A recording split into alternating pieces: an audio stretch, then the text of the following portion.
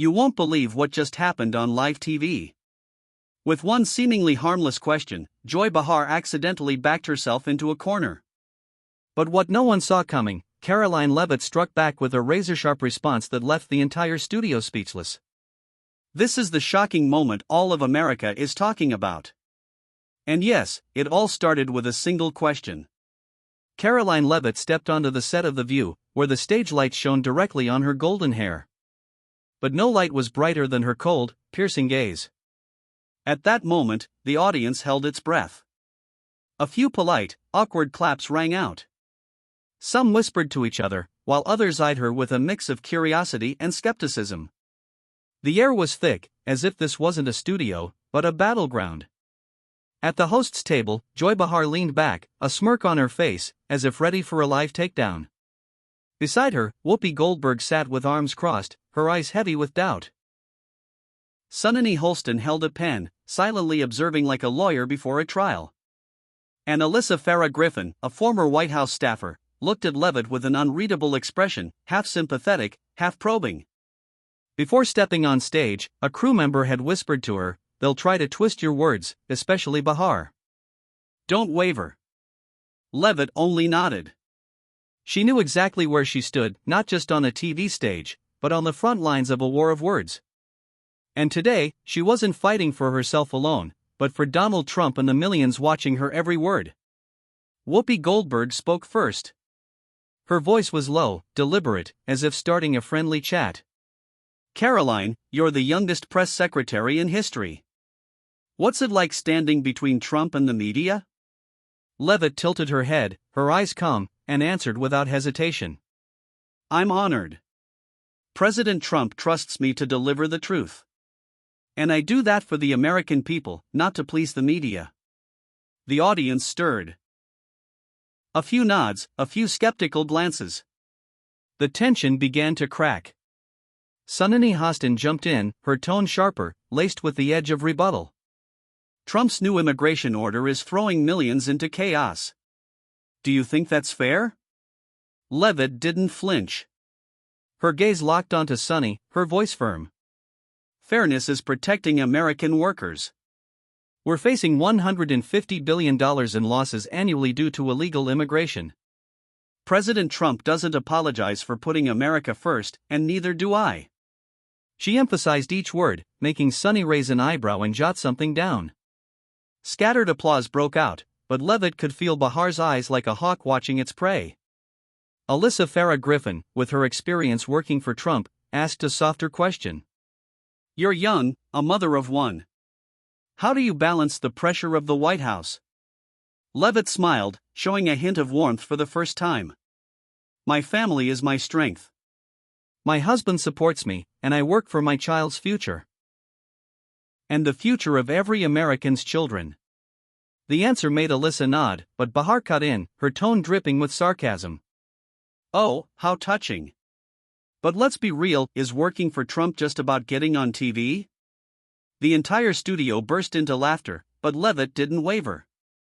She looked straight at Behar, her eyes saying, "You just made a mistake. Joy, I'm not here to become a star. I'm here to fix what media like The View have gotten wrong, distorting the truth and dividing the country." The audience gasped, some clapping, others whistling in protest. Behar raised an eyebrow, clearly not expecting Leavitt to fire back so quickly. Whoopi jumped in. "Okay, let's calm down a bit." But Leavitt knew the real battle had just begun. Behar, not backing down, leaned forward, her smile turning icy. "You talk about truth, but how do you defend someone like Trump who's always stirring controversy?" Leavitt shot back. "President Trump says what Americans think, but the media blows it out of proportion to attack him. I'm here to clarify the truth, not add fuel to the fire." Sunny interjected. "But don't you think Trump's words are sometimes too extreme?" Leavitt shook her head. "Extreme is when the media slanders a president for putting people first. Look at the results. Millions of jobs, a growing economy. That's the truth." The hosts of The View began tightening their circle, each firing a question like an arrow aimed at Leavitt. She felt her pulse quicken, but her smile remained calm and defiant. She knew Joy Behar was waiting for her moment, like a seasoned fighter preparing to land the decisive blow. But before that, the other hosts tested her, each probing a different angle, hoping to make Leavitt falter. Alyssa Farah Griffin, who had once been part of the Trump White House machine, finally spoke. Her voice was soft, almost friendly, but it hit a subtle trap. Karoline, you're so young, a mother of one. How do you handle the pressure of working for someone like President Trump, who everyone knows is unpredictable and full of contradictions? It sounded like concern, but Leavitt saw it for what it was, a probe. Alyssa wasn't asking for an answer. She was looking for a crack, a hint of exhaustion, a sign of hesitation, anything that could be used as proof that Karoline wasn't tough enough. Leavitt didn't blink. She tilted her head, her eyes shining, not with defiance, but with unshakable conviction. I don't see it as pressure, Alyssa. Being a mother has taught me how to stand up and fight not just for my child, but for all American families trying to survive and thrive. Working for President Trump is how I help make the dream of a secure future a reality. The response not only shut down Alyssa's intent but shifted the studio's atmosphere. There were murmurs, nods of approval, and confused glances among the crowd. Alyssa hesitated for a moment, her gaze flickering, then she chose silence. Sunany Hostin took over, her voice sharp like a lawyer in a courtroom. Let's talk policy. Trump boasts about tax cuts, but many say they're just a gift to the rich. How do you justify that? Sunny's pen hovered over her paper, ready to catch any slip. The question was a trap designed to corner Leavitt into defending a controversial policy. Leavitt responded, her voice unwavering. The data doesn't lie, Sunny. Our tax policy has saved 10 million middle-class families $2,000 a year, enough for groceries, school supplies, or a family vacation. The wealthy pay their fair share, but our focus is on working people. Her words landed like hammer strikes, clear and precise. Sunny frowned slightly, her pen pausing as if caught off guard by Leavitt's confidence. A few audience members clapped, easing the tense atmosphere. But Joy Behar wasn't done. She leaned back, her eyes glinting with mischief. Sounds nice, Karoline. But let's get real. Trump loves stirring controversy. Posting at midnight, attacking celebrities isn't working for him a nightmare? The words cut like a knife, followed by audience laughter. Behar deliberately painted Leavitt as someone blindly following Trump's chaos. Leavitt's grip tightened slightly, but her smile held firm. She locked eyes with Behar, her voice low but powerful. President Trump leads with boldness because he says what people want to hear. My job is to deliver that message, no matter how the media tries to twist it. The audience erupted, some clapping, others dissenting. Behar smirked, momentarily surprised but quickly regaining her confidence. You're confident. I'll give you that, she said, her tone laced with implication. Whoopi Goldberg raised a hand, trying to calm the room. All right, everyone. Let's settle down, she said, her voice a mix of authority and humor. But Leavitt sensed a shift in the studio, like a storm approaching. Sunny tried another angle, her tone softer. Karoline, many say Trump's policies divide the country. As his spokesperson, what do you do to heal that? Leavitt seized the moment, her voice brimming with passion. We don't heal by dodging issues.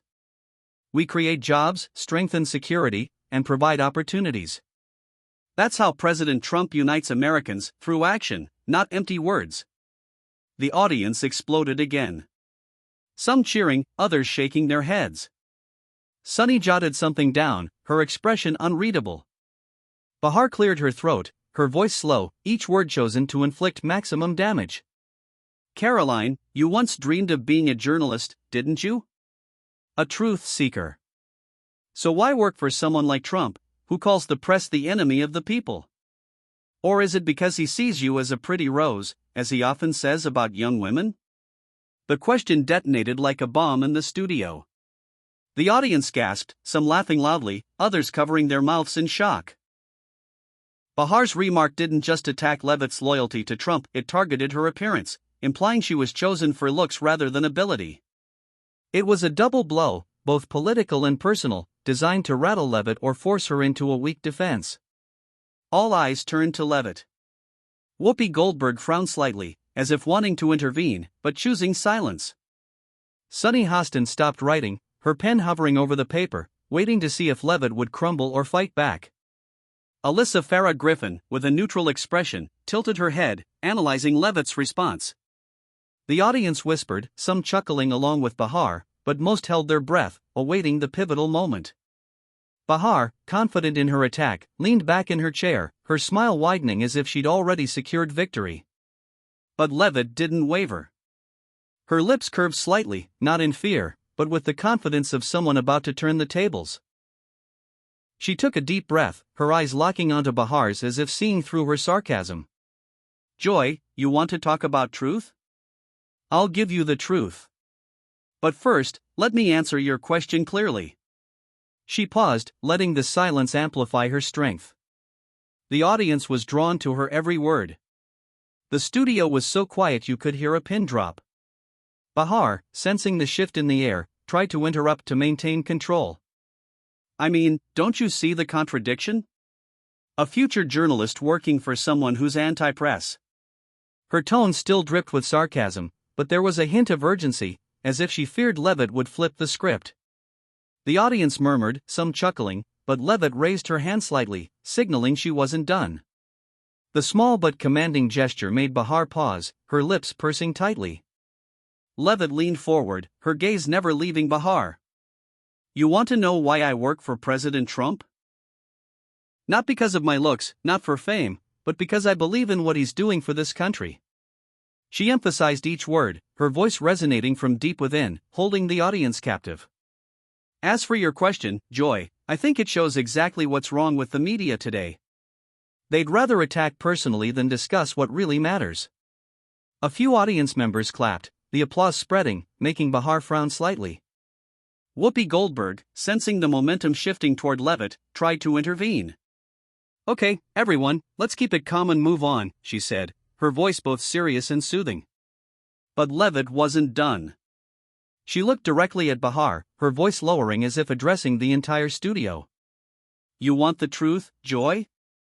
The truth is, I'm here to defend a president smeared daily by media like The View while he delivers jobs, security, and hope for Americans. Her words hit like lightning, the audience erupting, some cheering, others shaking their heads. But Leavitt, with her lips curved into a defiant smile, gave Behar no chance to savor a victory. She sat up straight, her eyes blazing like fire, ready to turn Behar's question into her own weapon. This was the moment the nation would talk about.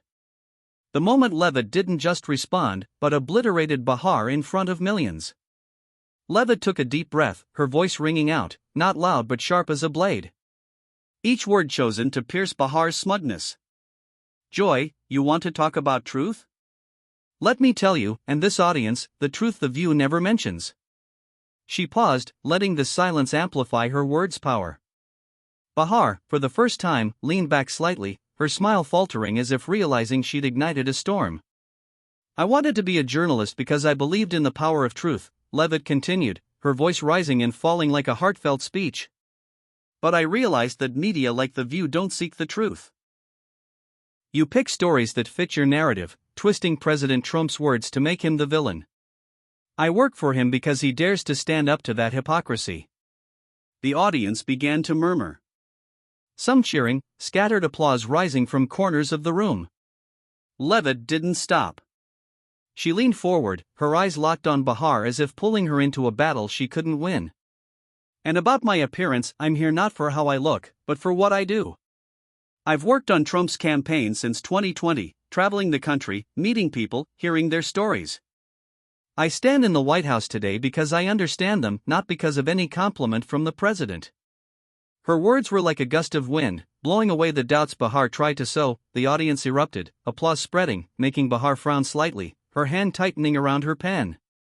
Behar tried to interrupt, her voice rising slightly as if desperate to regain control. But don't you see, Karoline? Trump calls the press the enemy. How do you reconcile that? But Leavitt didn't let Behar steer the conversation. She raised her hand, a small but commanding gesture, silencing Behar. Joy, if the press truly stood with the people, why don't you talk about what Trump has done? For example, his education reform has helped millions of kids access better schools, with a 20% budget increase for public schools.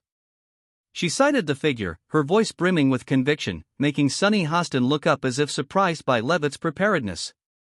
Leavitt pressed on, her voice like a river sweeping away all resistance.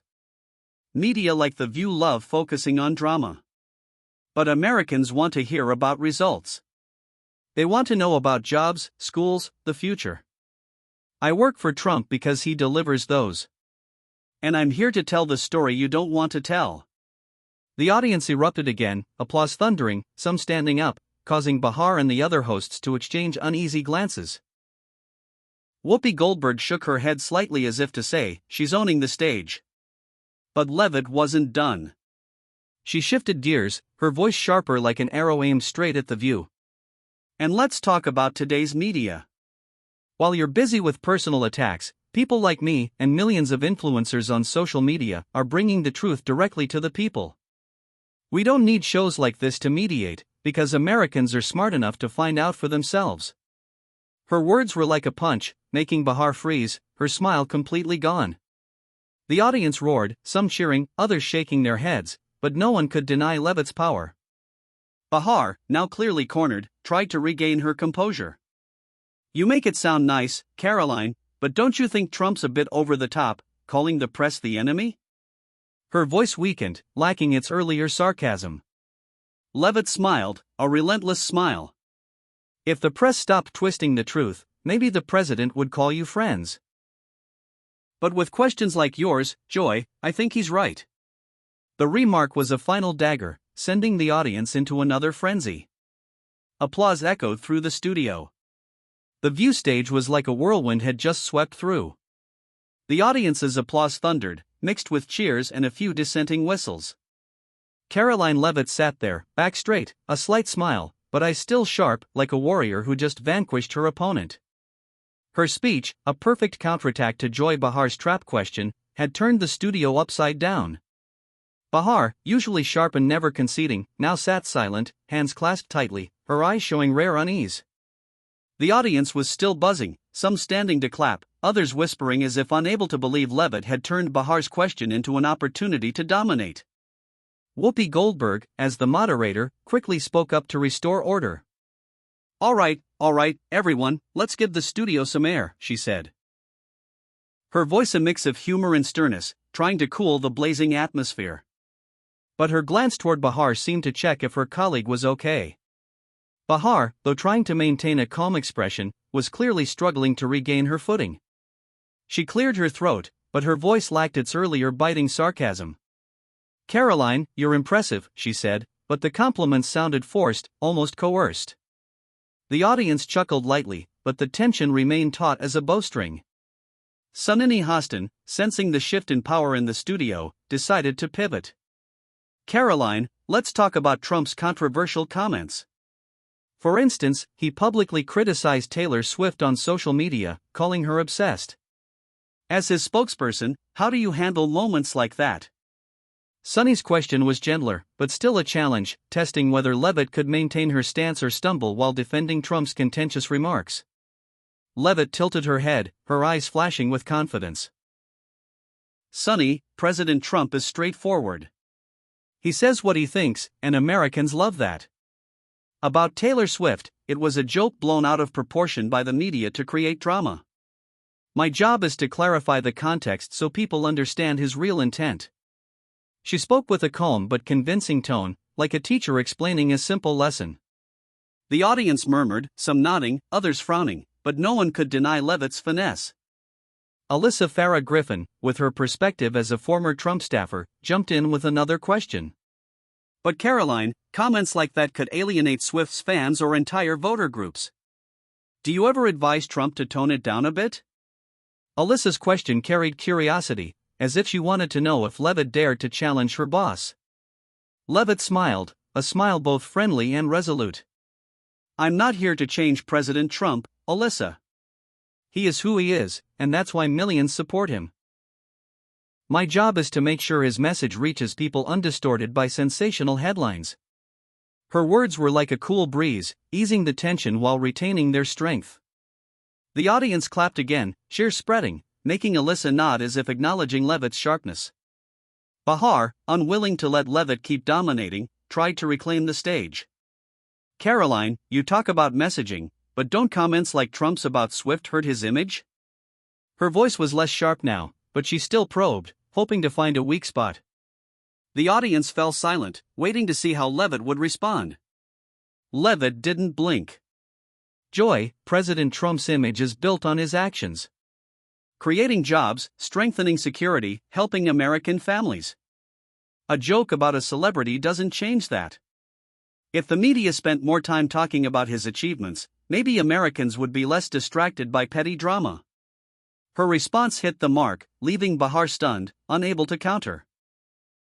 The audience erupted again, applause thundering, some chanting Leavitt's name. Whoopi, sensing the studio tilting heavily toward Leavitt, decided to wrap up the debate. Okay, I think we've had a fiery interview, she said, her voice laced with humor, trying to cool the atmosphere. But Leavitt, still wearing her confident smile, delivered one final blow. If the View wants to hear more about the truth, invite me back. I'm always ready. The audience roared with laughter, applause booming like thunder, leaving the hosts exchanging glances, unsure if they'd want to face Leavitt again.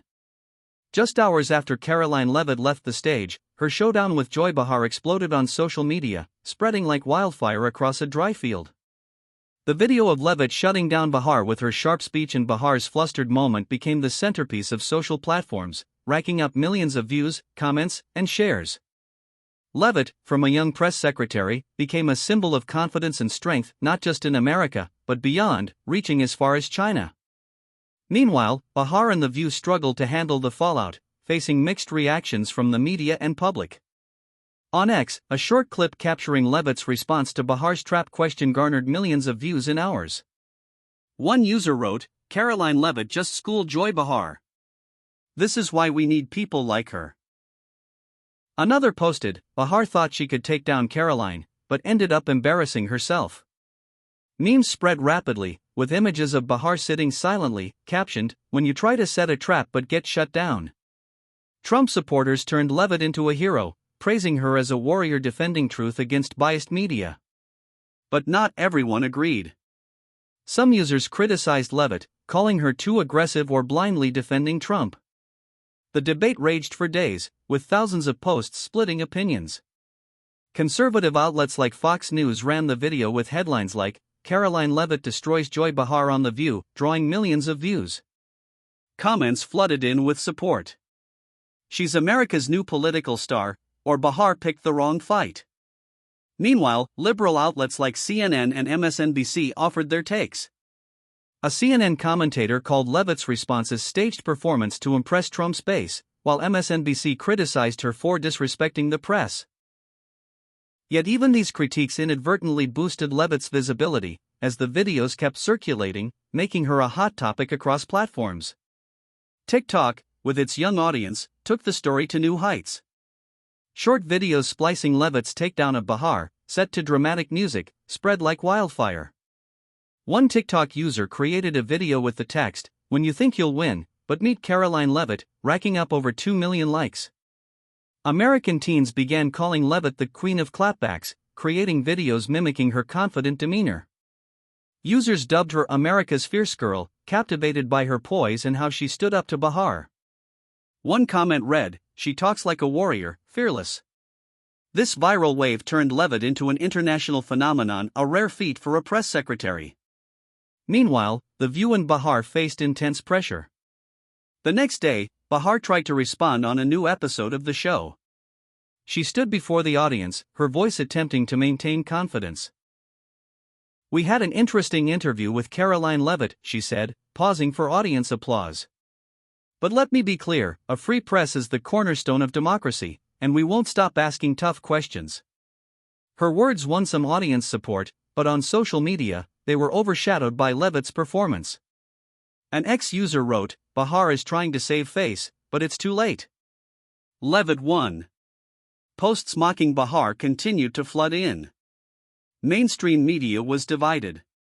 Fox News hailed Leavitt as a rising star, dedicating an entire evening segment to analyzing how she turned The View into her stage.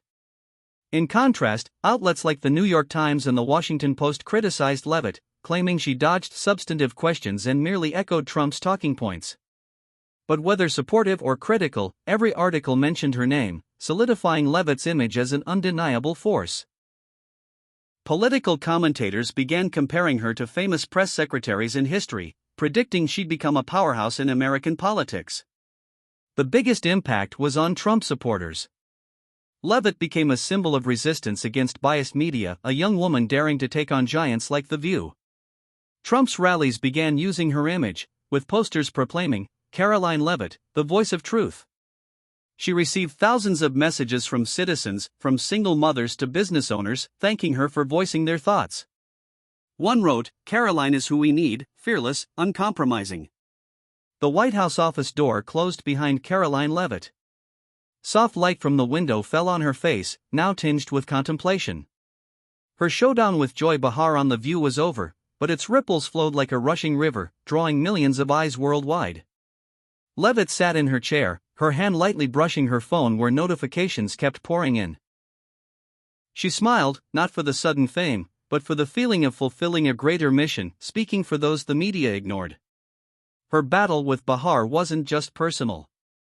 It was a declaration of war against the media's distorted storytelling. In a quiet moment, Leavitt recalled Trump's words before she went on The View, "They'll try to rattle you, but you're the strongest person in the room." Those words, like a torch, had ignited her confidence facing Behar. But now, with the stage lights dimmed, she felt the weight of her role as press secretary more deeply.